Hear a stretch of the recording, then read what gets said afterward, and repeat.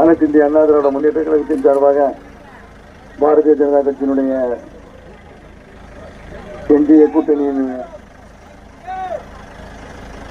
கூட்டணி சார்பாக அம்மா முன்னேற்ற கழகம்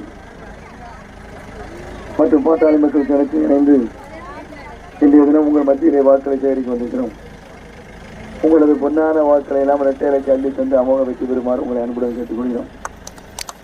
கடந்த 5 ஆண்டு கால ஆட்சியிலே இந்த அரசு பொறுப்பேற்ற பிறகு திராவிட முன்னேற்ற கழக ஆட்சி பொறுப்பேற்றப்படுவது விலைவாசி ஏற்றம், அதற்கு மேலாக மின்சார கட்டண உயர்வு, சொத்து வரி உயர்வு, பத்திரிகையிலே பல்வேறு நிகழ்ச்சிகளை நடத்திவிட்டு எல்லாம் அவருடைய ஆட்சிதான் என்ற நினைப்பிலே அவர் இன்றைய தினம் நமது மாவட்டத்தில் வந்து வாக்களை சேகரிக்கின்றார்.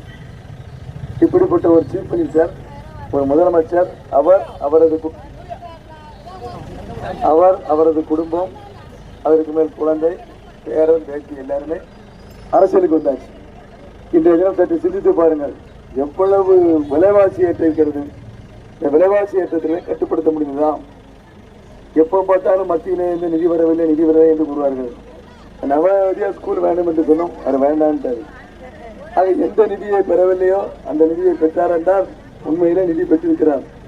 இந்த 7.5% இடஒதுக்கீடுக்கு மாணவர்கள் பொறியியல் கல்லூரிக்கு ஆண்டு நிதி கொடுக்க வேண்டும். அத்தனை நிதிகளையும் மத்திய அரசாங்கம் அளித்துக் கொண்டிருக்கிறது. அந்த நிதியை கூட எடுத்து வேற செலவு எதுக்கு திரும்ப ஆச்சு? இந்த 5, 3, 15 கொடுத்தாரலாம் 3 மாசத்துக்கு. அதை